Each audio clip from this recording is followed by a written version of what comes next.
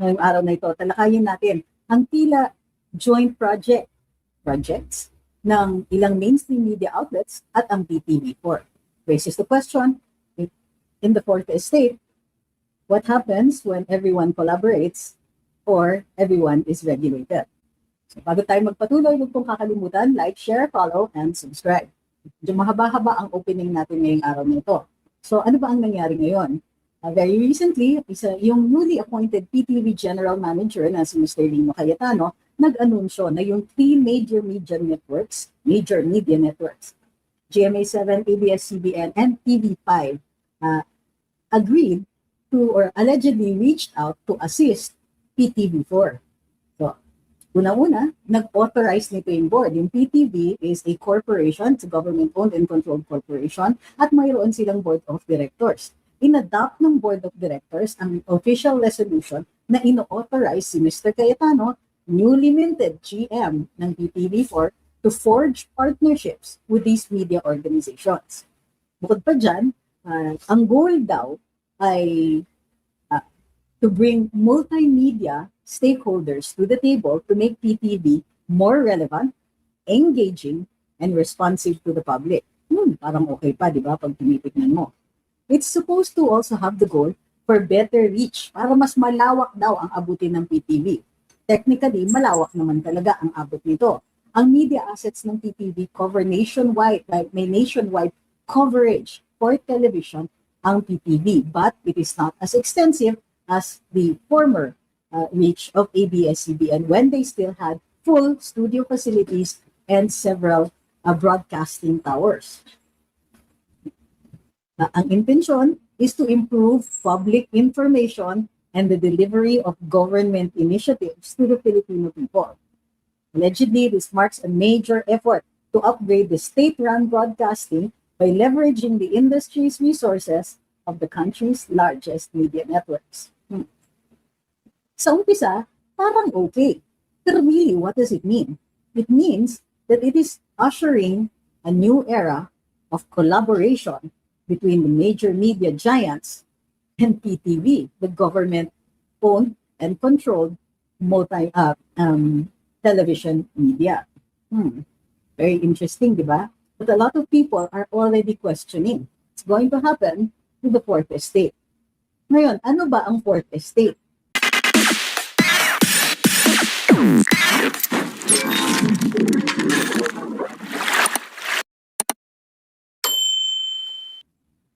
Noong 1787, isang statesman, ang pangalan niya si Edmund Burke, at nagdidebate siya sa House of Commons sa Great Britain noong na yun. Matindi ang debate. Sa kalagitnaan ng debate na yon, tumigil si Mr. Edmund Burke. Tumingin siya doon sa press gallery at sabi niya, "The House of Commons here has three estates sitting in Parliament. But in the reporter's gallery up there beyond is the fourth estate, perhaps the most important of all." Ano ba ang tatlong ibang estado? Nung panahon na yon, sa medieval at early modern societies, tatlo ang social classes. Unang-una, ang unang estado, simbahan, the clergy or church leaders. Pangalawang estado, the nobility, mga aristocrats, royals. Yan. Ang pangatlong estado, the commoners. Ito yung general public, middle class, the bourgeoisie, tawag nila. So, yun ang ibig sabihin ng fourth estate, yung press. Ano ang importante sa media? Ito ay nag-function bilang isang independent watchdog. Ito ay nagmo-monitor, nasa labas sila ng gobyerno at minomonitor nila ang abuso ng kapangyarihan. Ito din ang nag-i-inform sa publiko kung ano ang nangyayari. Binibigyan nito ang publiko ng facts. Now, para kailangan natin para makaboto tayo sa isang demokrasya. Ito din ay walang legal authority, walang government power na hinahawakan ang ika-4 na estado. Ngunit, ang kapangyarihan nito ay yung ability nito na makashape ng public opinion at makapagsulong ng pagbabagong politikal. O, di ba? Kalain mo.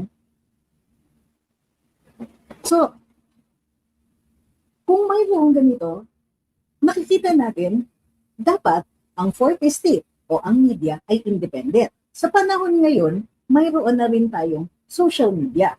So, paano nakakatulong naman ang social media sa panahon ngayon? Well, ang social media ay bahagi ng, you can call them the fourth estate, part of the fourth estate, o siguro 4.5, the estate 4.5. Bakit? May difference kasi. So, ang social media, unlike traditional media, yung similarities, ang social media at saka ang mainstream media, the traditional media, pareho sila, they hold power accountable. May mga citizen journalists na gumagamit ng social media para magsalita at magpahayag ng kanilang kaalaman. Nagre-report sila. At in many instances, kapag sila po ang recipient ng mga exclusive na information o mayroon silang sariling kakayahan o kaya expertise para i-interpret yung information na yon, nakakagawa din sila ng ginagawa ng mainstream media. That is, expose government and corporate misconduct. But yung social media, they can do that in real time. Nagiging source din ng news ang social media. Ganyan po ang nakikita natin na ginagamit ng mainstream media ang mga impormasyon na nanggagaling sa social media at ito din ipinapalaganap nila. Both social media and traditional media help influence elections, help create policy, and help social movements.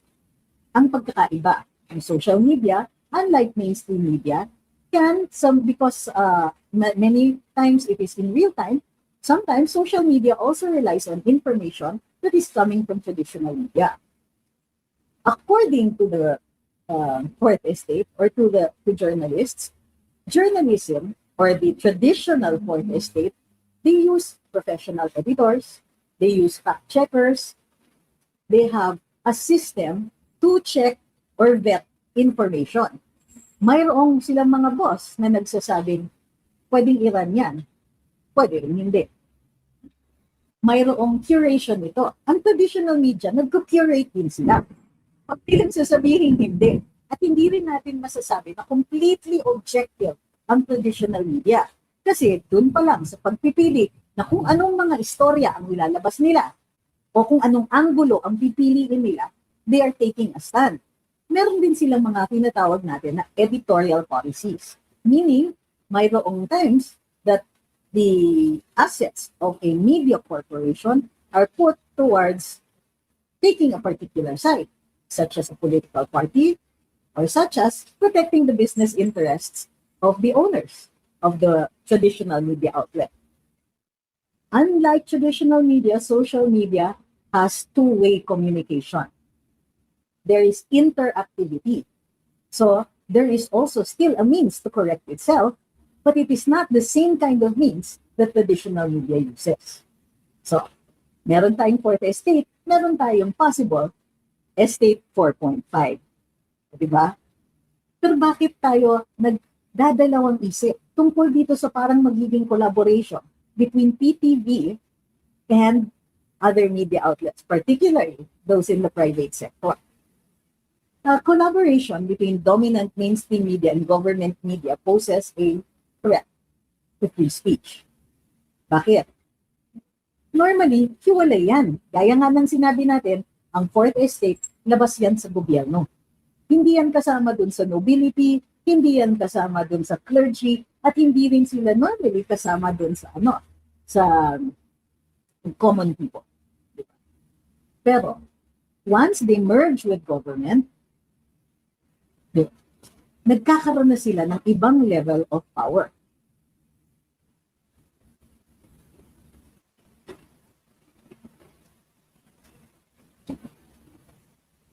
Ang media is considered the independent watchdog. They're the ones who call out the powerful. Whether the powerful are in the private domain or in the public one, which is government. Pag nag-align ang private media at yung government media, baka maging iisa na lang ang messaging nila. Nobody will be checking each other anymore. Unless It will all be left to social media. So ang mangyayari niyan, but because social media also relies on traditional media for information, nalilimit din yung amount of information that actually gets disseminated to the rest of us. Nagiging one-dimensional, nawawala na yung kontrahan that is actually the hallmark of what a democracy is.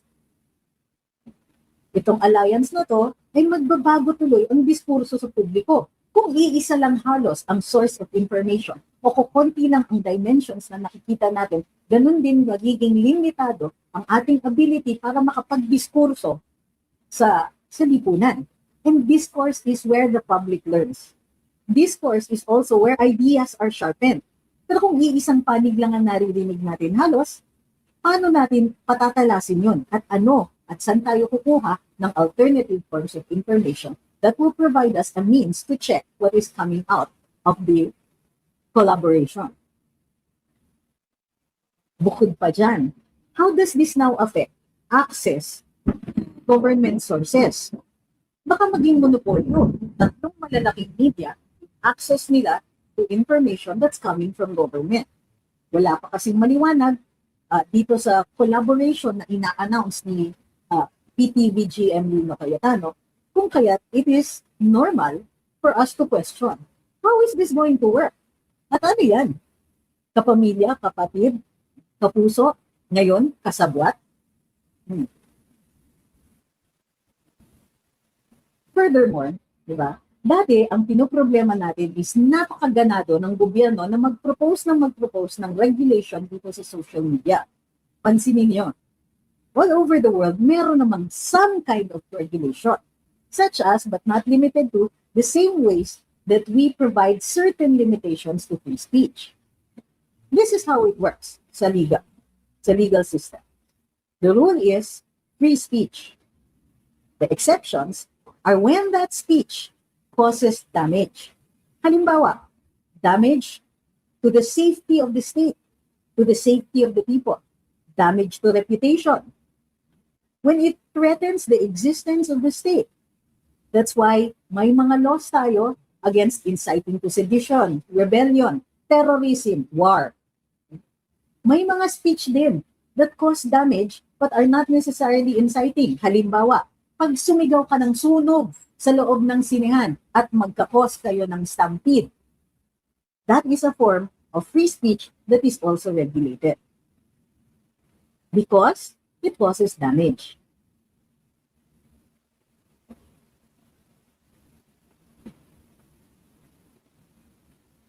So, pagka nire-regulate natin beyond the rules that are already there, if there is no, there's also, nga pala, different levels of what we consider as damage. Halimbawa, sabi ni Justice Leonen, dapat i-decriminalize na ang libel kapag ang nagre-reklamo ay mataas na government official. To which I agree, by the way, ha? Kasi, ano ang damage dyan? In fact, it is in the interest of the public that we know what our public officials are up to. And therefore, we encourage as many people as possible, or we give a wide latitude to the public to comment on their behavior and on the things that they do. Or regulating social media beyond what is already in the law must be subjected to strict scrutiny. Yung mga sinasabi, halimbawa, o yung ginagawa ng Kongreso na pinapatawag ang mga bloggers or even other media and asking them about what they had written, sometimes shaming them, sometimes subjecting them to abusive language intended to shame, intended to keep people from openly criticizing government actions that go through government actions or actions of its officials. Nowadays, ang nakikita natin, maraming dangers yung ating mga ang ating kalayaan magsalita at magpahayag. But this collaboration, it also presents an additional one that we didn't see coming. So what is your take on this? Sabihin niyo sa akin, ano sa tingin niyo?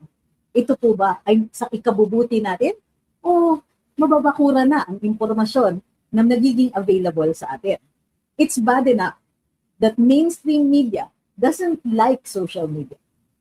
They don't like us being sources of information. And as a matter of fact, and I can say this from personal knowledge, mainstream media actively tries to bar social media from governmental sources of information, such as the Palace press briefing. There are also very few from social media who are invited to the press briefings of government agencies. Bad enough that it's that. Now we are seeing major mainstream outfits that are getting some kind of, how do you call this, special arrangement with the government.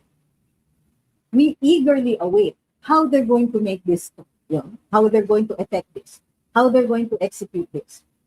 But we are right now intending to watch carefully and be critical should it appear that there will be some kind of push to monopolize the sources of information that come from government.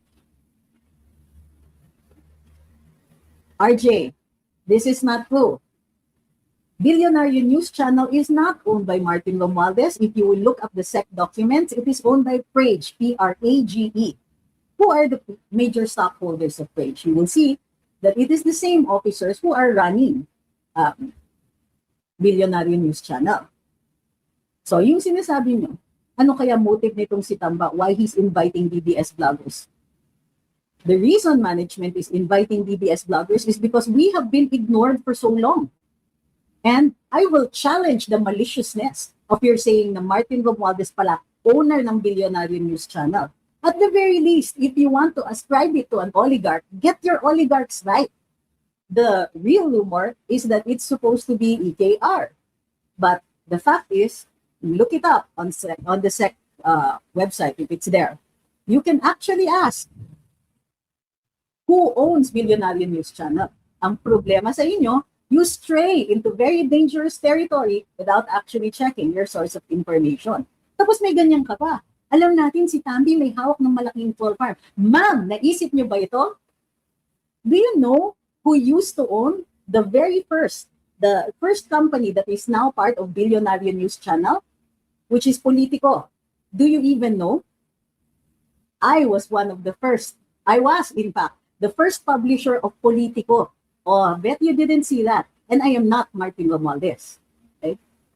So, sorry RJ, now it's your turn. Prove your claim. At least ipakita mo yung SEC documents. And at the very least, huwag kang magre-rely dun sa secondary forms of information that you yourself have not even vetted. As a matter of fact, you're straying into such dangerous territory that you're already ascribing motives. Ano kayang motive ni Tamba? Why is he inviting DDS vloggers? Hindi nyo pa nga nabivet kung si Martin Romualdez ang may-ari. I dare you. Go.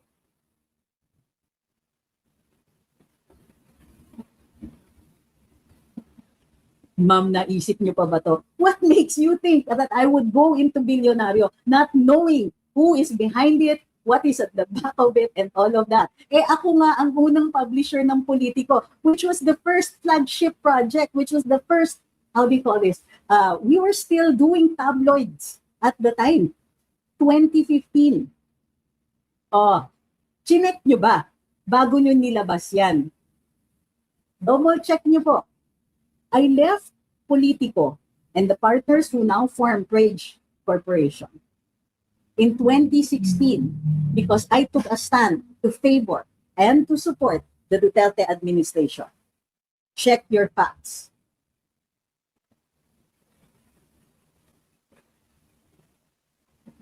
Kung ngayon sasabihin mo, is this true? Nag-google ko lang po. You weren't asking if it was true. You were already ascribing motives. Naisip nyo ba yun, ma'am? Hindi ba yun ang una mong sinabi? O ngayon, you're backtracking and saying, nag-google ko lang po. Ay, you should have asked first.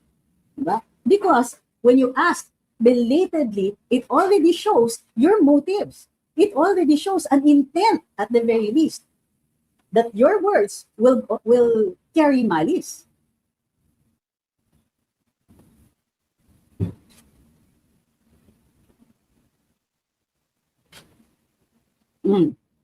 Bilyonaryo Ferdinand Martin Romualdez, a nephew of former First Lady, is the owner of both Prim and Collective Media.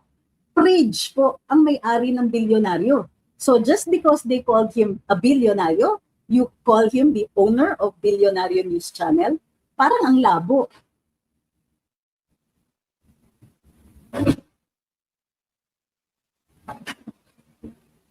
Pero Martin owns some media companies in the country, di po ba? Also, sa akin, that has nothing to do with Bilyonaryo or even me.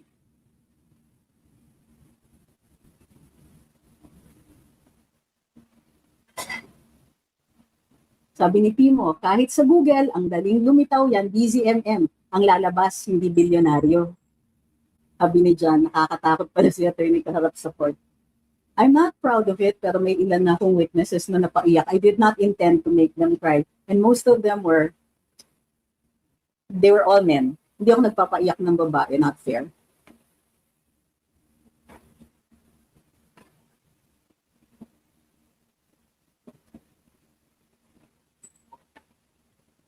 Pwede din naman prayed.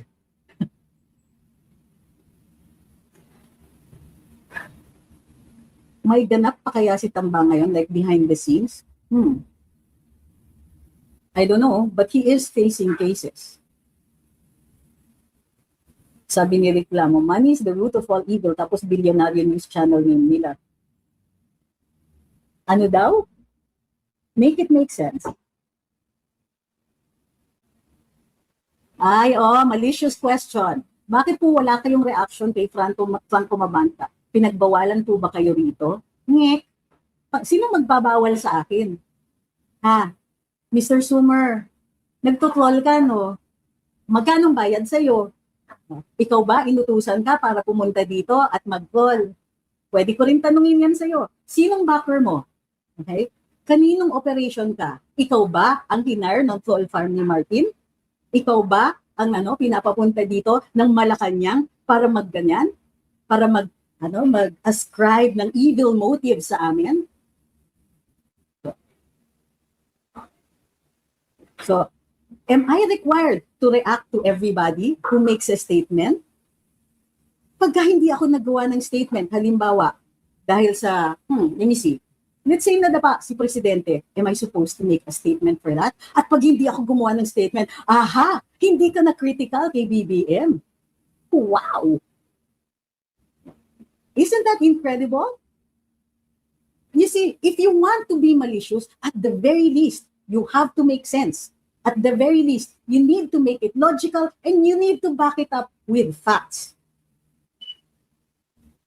Ayun, no? Bakit po wala kayong reaction kay Franco Mabanta declaration of war kay Tambi? Number 1, andito ka ba kahapon? Hindi mo ako tinanong? May nagtanong kahapon, so tanungin mo sila. Unang-una, di ka na nga nanonood sa amin, malisyoso ka pa.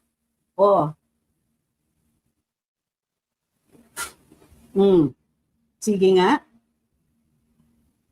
Anong valid questions, Blade Armor? Pag illogical, valid na yon? Pag wala sa logic, kulang sa impormasyon, valid na yung tanong? Ang baba naman yata ng standards of validity mo. Kung ang basis ng katanungan mo is already on a non-fact or invento, completely invento, tingnan mo, hindi niya masagot yung ownership ng bilyonaryo. And now, he is going into Martin Romualdez. Yun ang hinahabol niya sa akin. Gusto niya, gumawa naman ako ng statement about Franco Mabanta. Una, it was about bilyonaryo. Now, it is about Franco Mabanta. But I know that those two are related. And unang-una, did you ever ask kung magkakilala kami ni Franco? At kung nag-usap kami about this?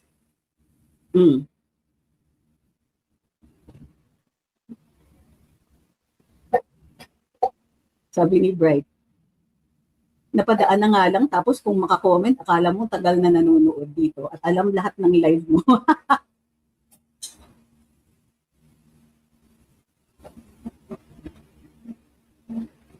What's your reaction with the recent statements of Tab Baldwin's supposed wife and kids? Di ko pa napapanood. I mean, I saw part of it. Yung sa wife.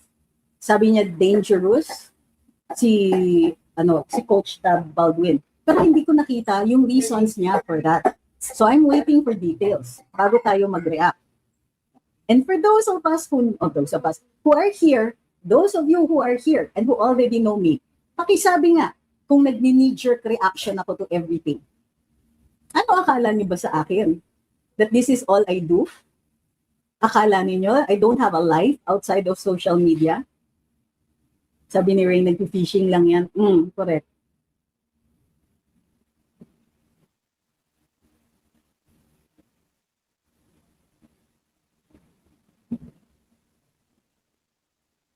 Hindi, may utos yan. May nag-utos dyan sa mga yan. Sasabihin, valid questions daw. Hindi nyo nga maidiretso yung tanong, magiging valid na. Marios.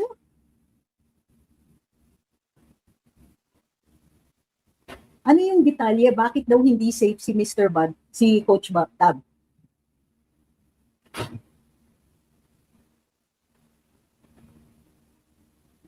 O teka ha, that's not what we're talking about. Tapusin muna natin.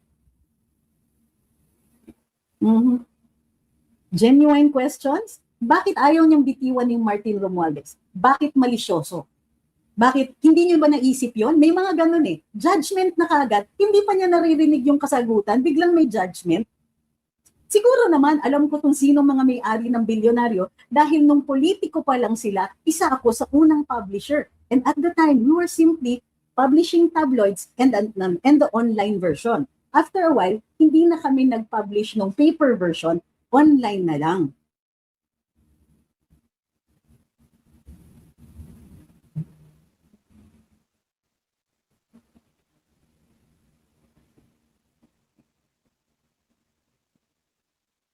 Sabi ni Chris, you don't have to prove anything with these idiots and morons. That's true. Sabi ni Sanpit, napaka-direct ng question niya. Parang sure na sure siya na si Martin ang may-ari.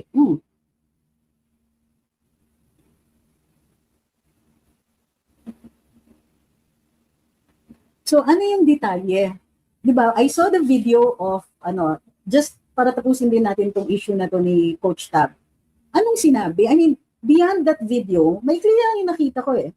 Ano daw ang ginagawa ni Coach Tab that is dangerous to the kids? Did she say that yung mga ganitong activities ni Coach Tab? So, para sa akin, let's wait for the details.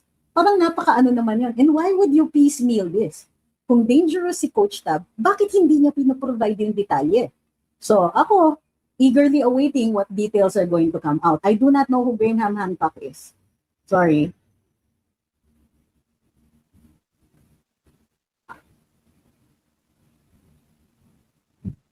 Yan, yung mga owners, Hill Kabakungan, Ray Marfield, may +1 pa. But I don't know if he wants to, if nakalist pa siya because may isa na nawala doon sa partnership or sa corporation. Sabi ni Blade, bakit gumagamit si Coach Baldwin ng military style training? Baka gumagamit. Yes, but that's speculation. We are speculating. I mean, you're free to do that, of course.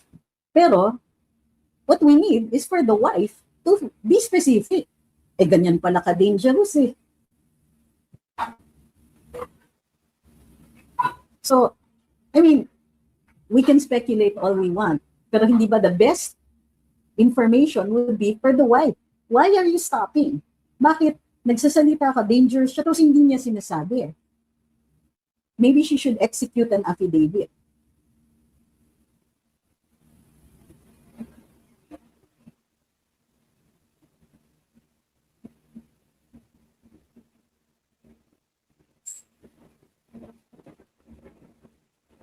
Mr. Burt, what makes you think that if you all caps your question, pabasahin ko? I already told you, I don't know who he is. Okay, you seem to overestimate my capacity to read everything at the time na naka-enroll ako.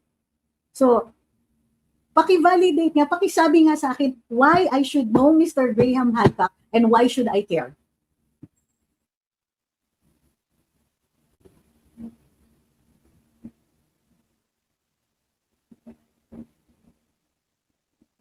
Sabi ni Shin, excuse lang po mga classmates, political and informative vlog po itong kay attorney, hindi reaction vlog. Hindi niya need mag-react sa lahat ng issues. So, balik tayo sa fourth estate. Did you learn something? Or you just want to insist na magka-Q&A tayo on the topics that you're choosing. Sorry po, kung wala pong katanungan dun sa mga, sa sinabi ko earlier on, we will just finish with this soon. Because that's not how I'm going to do the live anymore. Diba? What we do is, I make a presentation, you ask questions about it, pag naubos na yung questions about the topic, then we can take questions on other topics. We are no longer going to do bara-bara style na katanungan. Kasi sa totoo lang, humahaba masyado at nauubos ako. Sabi ni Ma'am Awi, I don't give much weight to the words of the wife for now. She may be bitter for all we know. We should wait for the official statements which are taking so long, too long. Okay. Are there any questions on the presentation we made? Are there any questions about the intention of PTV vis-a-vis other media companies?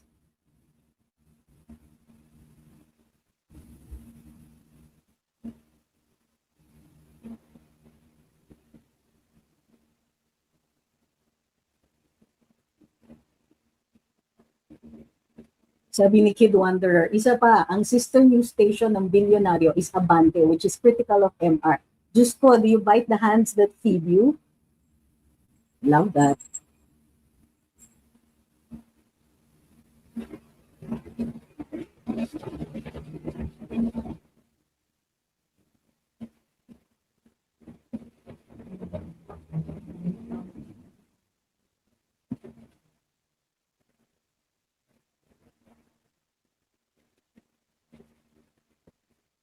Sana ganyan ka rin sa The Spokes, hindi lang kalmado, lalo na sa mga DDH. Unang-una, this is my blog. I decide how I'm going to act here. On the other hand, mainstream media has different sorts of standards. Nagkakaproblema nga minsan ng bilyonaryo sa MTRCB because they're also on TV and on radio. So, if I overreact, if I, do the same things that we are capable of doing on social media, it might not bode well for the rest of my program. But you see, that's the reason precisely why I took a show on Bilyonaryo. So that one, it widens the audience. Number two, it brings the voice of DDS out there. It puts us out there. But that doesn't mean that we can force feed it on everybody. Siguro naman, I have the latitude to approach it in a way so that there will be more people who appreciate our point of view. I am free to explore other means to persuade people, especially considering that the platform is so different. So, I won't let anyone dictate it yet. I take feedback, yes. And I know nasanay kayo sa bardagulan, which is on social media. But you're also going to have to respect the fact that I am capable of speaking in different styles. Nung ako press secretary, hindi ko naman style yung ginagawa ni Claire. Do you want me to be like her? Is that your standard? Is that how you want me to act? Is that how you want everyone to act? If everyone was like that, how will you get your point across?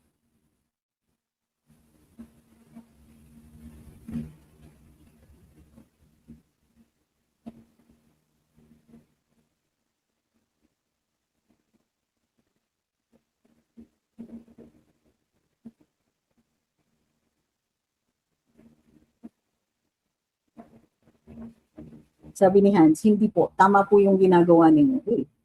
Sabi ni Elena, mabuti nga po at salamat po attorney at napapanood ka namin, naririnig namin yung mga tama naming nalalaman. Not only that, di ba?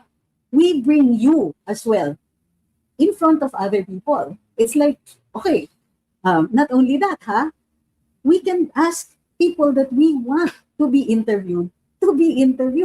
Senator Marcoleta has been to my show 3 times in the studio.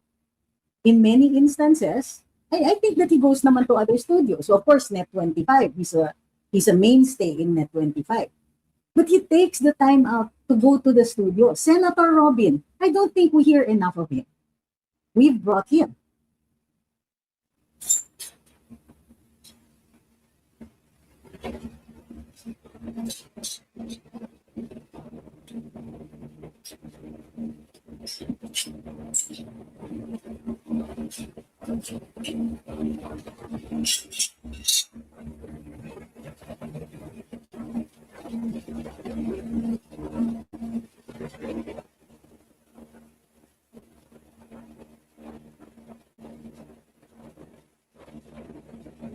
Dilawan ba po? No. He tries to be as objective as possible. But definitely, hindi siya dilawan. Raining po ba niya? Oo. Umuulan po dito kanina, pero hindi na ganun kalakas, Sir Rainier.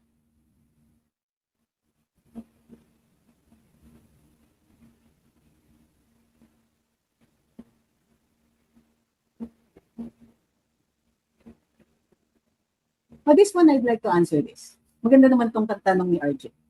What if Romualdez sided with VP Sara? Tatanggapin niyo ba? Tatanggapin namin. Bakit? Kami ba yung ano?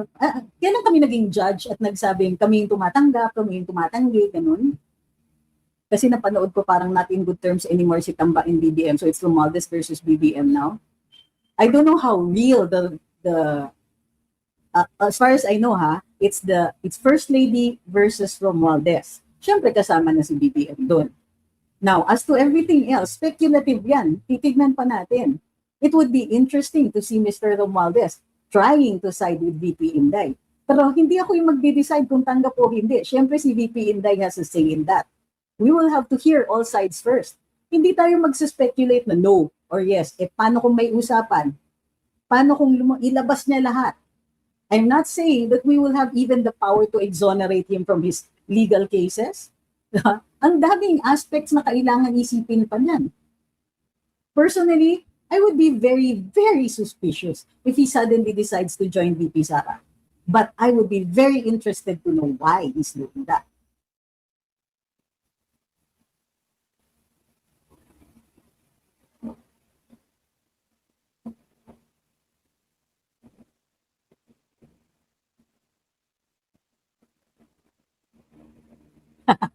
Sabi ni Ma'am Rose, pero yung na-share, attorney, grabe ang paghanga kay Risa, nakabias na pati si Marcoleta, binabaran niya. Well, hindi naman natin ine-expect na na somebody his heart is out there, not heart, but his political views are already out there. We already know his political views are. So hindi na rin dapat tayo nagugulat. After all, we were critical of Senator Erwin Tulfo when he sat before us. We're also critical with Attorney Mel Santamaria. So, part for the course. Pagka may kaharap sila, they get to be critical din. Ang ayoko lang, yung babastusin namin yung mga guests. Kasi mawawalan kami ng guests. Sinong gustong pumunta sa inyo kung balahuraan?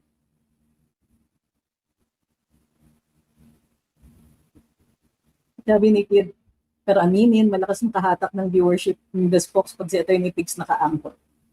Minsan nga kahit walang guest But here's the that's the reason why there are 12 farms already trolling me. Kasi nga, malakas ang viewership. Sabi ni Ma'am Elena, ang ahas, kahit ilang beses magpalit ng balat, ahas pa rin. I love it. Tulad ni Tamba, magkadugo pa rin. Huwag naman po natin insultuhin ang mga ahas.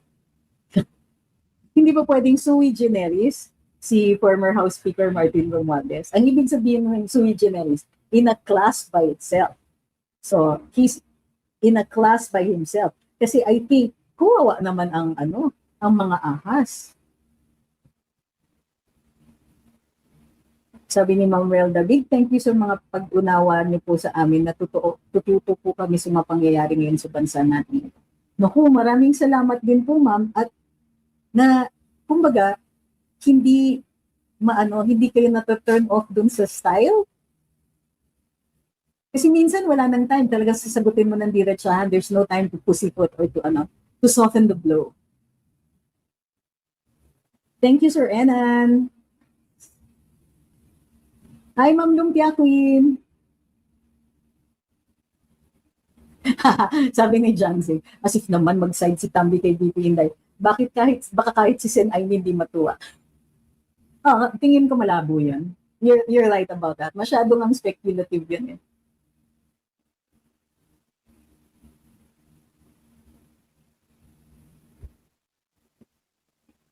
Sabi ni At Chris, that's fake as game theory applied. Lahat sila lulusutan lang nila yan. Zaldico as the fall guy. I think that's the plan, no? That's the plan of the BBM admin. Pero, I think things will be a little different pag umabot yung case into the next administration. Ang ano ko lang is, it is important for me that no matter what, if there's going to be convictions, that those convictions are based on serious evidence. Sana naman hindi bara-bara ang investigasyon. I want serious investigations.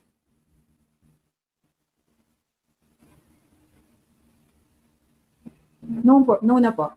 Were you still press secretary nung pumunta si Katimbak sa office ni BBM? Hindi na po. I was already very critical of ABS noon, di ba? Ano na ako. I was out of office na din.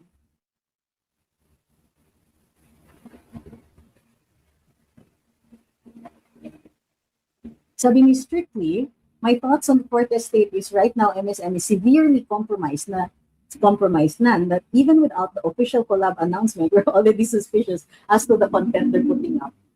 That's true. I agree with that one.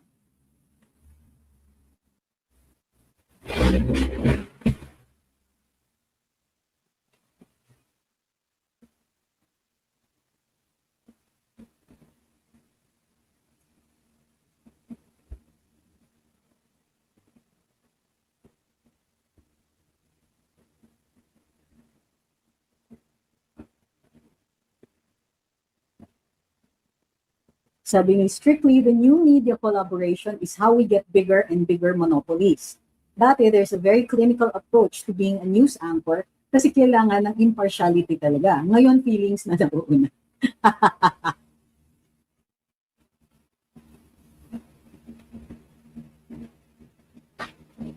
Sabi ni Bright, ang tambaloslos, kahit suotan mo ng barong, tambaloslos pa rin.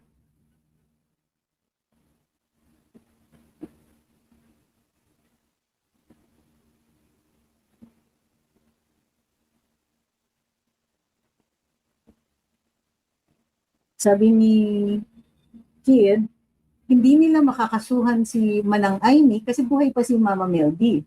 Pag nategi yan, sure ako na pagtutulungan yan ni Tambi at Froggy. Oh.